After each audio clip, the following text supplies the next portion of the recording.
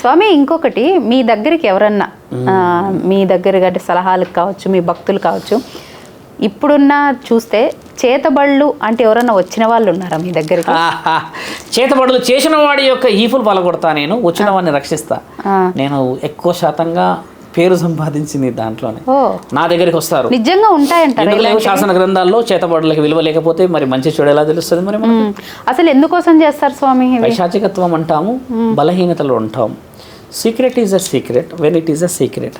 If you release and if you relieve it, నువ్వు దానికి secret అవుతావు. ఇక్కడ జరుగుతుంది అదే.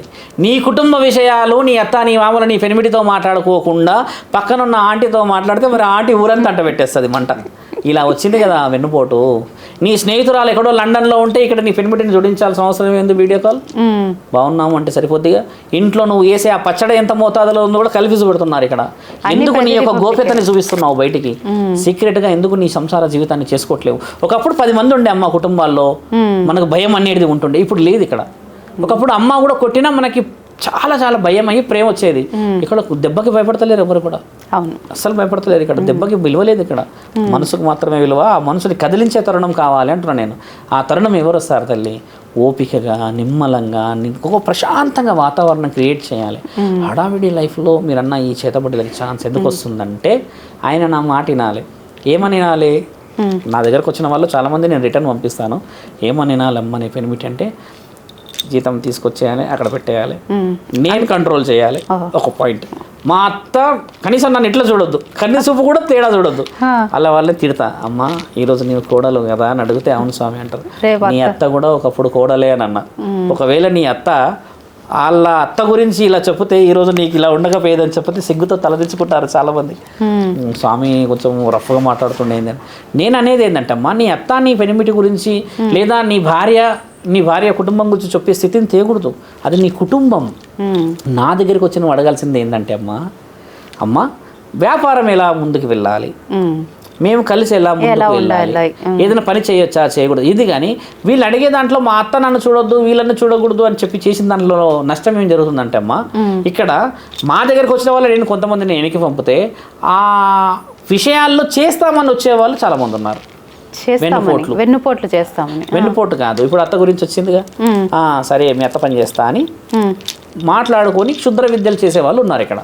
మేము ఆజన్మ శివ భక్తులము కాబట్టి శివుడి నామస్మరణానికి ధర్మం అనే విషయం నేను మాట్లాడతాను. కానీ ఇలాంటి చేసేవాళ్ళు ఉండడం చేతనే అంతటా మీరు అన్న దానికి విలువ వచ్చింది ఇక్కడ. వాళ్ళు చేస్తారు, నిజంగా నాశనం కూడా చేస్తున్నారు. అంటే స్వామి ఇది చేతబడి అనేది ఎక్కువైపోయి, అంటే అదేమంటారు తెలుసుకోలేకపోతే ఇప్పుడు కొంతమంది ఈ జనరేషన్ వాళ్ళు పట్టించుకోరు, ఇది ఉండదు అని తేలిగ్గా తీసి పారేస్తారు. అలాంటి వాళ్ళని కాపాడగలమా అసలు? అంటే ఎలా తెలుస్తుంది అసలు? అంటే స్థితిగతుల్లో మార్పులు చేర్పులు ఉంటాయి.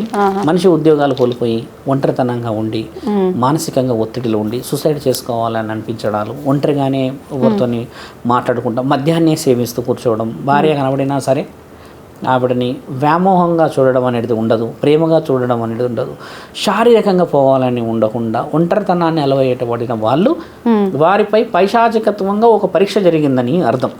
రెండవ అర్థం ఏంటంటే అలా ఉన్న వాళ్ళకి తెలిసిపోతుంది శరీరంలో ఒక అబ్నార్మాలిటీ వచ్చిందని, ఎవరో నన్ను ఆధిపత్యంగా చేస్తున్నారని. ఇక్కడ చాలామందికి తెలుసుకోవాల్సింది కూడా ఏంటంటే ఎవరి వల్ల అది జరుగుతుంది తెలుసా అమ్మ? నీ ఇంటి వ్యక్తి చేస్తేనే జరుగుతుంది, వేరే వాడు చేస్తే బ్లడ్ రిలేషన్ వాళ్ళు చేస్తేనే, బ్లడ్ రిలేషన్ చేస్తేనే ఇవి జరుగుతాయి తప్పితే వేరే ఎవరు చేస్తే ఎందుకు జరుగుతుందమ్మా? నీ ఇంటి లెవెల్కి నిద్రపోతుందా? మరి నీ కులదేవుడు నిద్రపోతున్నాడా? మహానీయుడు ముక్కంటి నిద్రపోతున్నాడా? మరి వీళ్ళందరూ ఉండగా ఎవడో ఒకడు వస్తాడా? నీ ఇంట్లో వాడు చేస్తే ఏమి చేయలేడు. ఇంటి దొంగని ఈశ్వరుడు కూడా పట్టుకోలేడు తల్లి. మరి ఇంత జరుగుతున్నప్పుడు ఈశ్వరుడు కాపాడతాడా? ఎందుకు కాపాడతాడు? నీ ఇంట్లోనే చేస్తున్నారుగా, బయట వాడు చేస్తే ఈసురుతాడు త్రిశూలాన్ని. పులి మీదే కూర్చున్నాడుగా నా తండ్రి అంటే వీరుడనే అర్థముగా. మరి మీరు మీరే కొట్లాడుకుంటే మరి నేనేమి న్యాయం చేయాలి? వాస్తవా? నువ్వు ఇప్పుడు తల్లి అవుతావు, తండ్రి ఉంటాడు, మీరు మీ పిల్లలకి మంచి ప్రేమని అన్నీ అందించారు. నీ వచ్చిన కోడలు నీ యొక్క కొడుకు బాగా సంసారం చేసి భయాన్ని పెట్టి ముందుకు పోతే మంచిదా? అదే కోడలు నిన్ను నీ కొడుకుని ఆట ఆడిస్తే మంచిదా? ఇప్పుడు సంసారం చేస్తే మంచిది. అయితే ఈ కోడలు ఇంకొక సపోర్ట్ తీసుకుంటున్నది ఇంటర్ సీక్రెట్లు కావాలండి. ఇదే కదా బలహీనత. మరి నా తండ్రి చెప్పింది ఏంది, ఇక్కడ అత్తామామలు జస్టిఫికేషన్ ఎక్కడ చేస్తున్నారో చూడాలి. ఈ భర్త అన్ని వివరాల్లో బాగుంటుందా చూడాలి. అంటే నా భార్య ఒంటరితనం ఎందుకు ఫీల్ అవుతుందో చూడాలి. కొత్త ప్రపంచంలో వచ్చినప్పుడు ఈ ప్రపంచం అలవాటు చేసేంత వరకు ముందుకు వెళ్ళాలి. ఇవన్నీ చేయకుండా జస్ట్ సింపుల్గా వాట్సాప్లో లంచ్ ఫోటో పెట్టేస్తే, డిన్నర్ ఫోటో పెట్టేస్తే ఈ ఆడపిల్ల సాటిస్ఫై కాదు తల్లి. You have to set.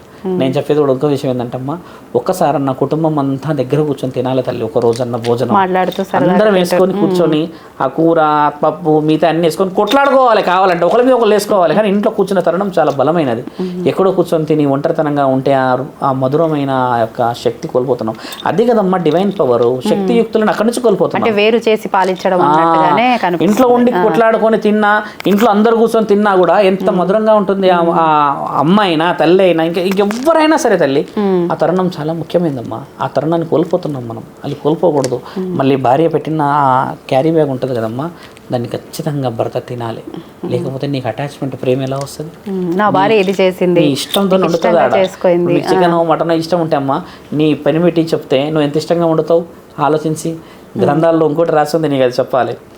ఒక స్త్రీ ఒక పురుషుడి మధ్యలో కలయిక ఎలా ఉంటుందంటే అమ్మా, అత్యంత రుచికరమైన భోజనం, అత్యంత విలువైన సమయం, అత్యంత ఖరీదైన మాట, 3 ఉన్నాయి ఇక్కడ.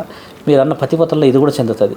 ఒక భర్తకి ఏదైనా ఇష్టమైన వంటకం, ఇప్పుడు మీరు పనికి వెళ్తున్నప్పుడు అడిగారు అనుకోండి, ఇది వండి పెట్టండి అంటే తింటే, ఇప్పుడు ఈ స్త్రీ ఆయన చెప్పినప్పటి నుంచి స్టార్ట్ చేస్తుంది ప్రిపరేషన్స్. సాయంత్రం వస్తా అన్నాడు, చేసి పెట్టాలి పెనిమిటి అని ఎన్ని ఊహించుకొని వండుతుంది. అంటే ప్రతిసారి నిన్నే గుర్తు చేసుకొని ఇలా తింటాడు, అలా తింటాడు, ఇలా అన్నీ ఊహించుకొని వండుతుంది. అంటే అత్యంత రుచికరమైన భోజనం ఆవిడ ఆయన గురించి ప్రిపేర్ చేసిందమ్మా. అదొక తరుణం. అయితే నీ పెనిమిటి సాయంత్రం వచ్చి భోజనం చేస్తాడు. చేస్తూ కూర్చున్న ఆ తరుణం చాలా, నేను ఇప్పుడు ఖరీదైనదని చెప్పాను. ఒక మనిషి భోజనం చేసేటప్పుడు ఒక జ్ఞానేంద్రియాలు తప్పితే అమ్మ పక్కన ఎవడైనా ఇట్లా గన్ను పెట్టినా కూడా పనిచేయదు. ఆకలి నన్ను సుఖంగా తిననీయవా అంటారుగా, తినేటప్పుడు కూడా నీది ఉంటుందా అంటారుగా. ఇది ఆ 10 నిమిషాల ప్రశాంతత చాలా ముఖ్యమైనది. ఆ భోజనం చేస్తూ ఏం ఆలోచిస్తాడు? ఫోన్లు వచ్చినా పక్కన పెడతాడు, ఎవరైనా అప్పుల్లో వచ్చినా పక్కన పెడతాడు, గొడవ వచ్చినా పక్కన పెడతాడు. కనీసం తినాలి అని ఒక ఏకాగ్రతతో చాలా సుఖంగా ఆ రుచిని అనుభవిస్తాడు. ఇదే కదా తింటారు. అయితే ఇక్కడ ఇంకో మరమ్మత్తు ఏంటంటే, నా పెనిమిటి అంత ఇష్టంగా అంత సుఖంగా తిన్న ఆ సుఖం నాకు కావాలి అని అదే కంచంలో భార్య తింటుంది. ఆ కంచానికి అర్థం అది.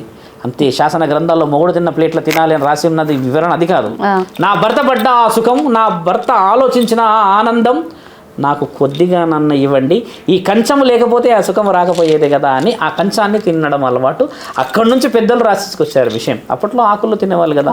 ఆ తరుణం అత్యంత రుచికరమైన భోజనం, అత్యంత విలువైన సమయం ఏదంటే తల్లి, భర్త కోసం భార్య ఎదురు చూసేది.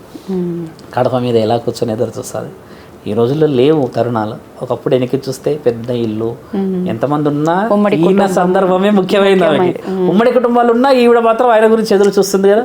ఆ యొక్క సమయం అమ్మ ఈ రోజుల్లో లేదు తల్లి. ఇంకోటి ఖరీదైనది ఏమిటి?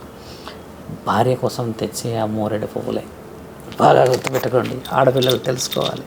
మోరెడు పువ్వులే భర్త తీసుకొస్తే ఈవిడకి ఎక్కడ లేని స్వర్గం నుంచి ఏదో తెచ్చినంత ఆనందంగా తీసి పెట్టుకుంటుంది.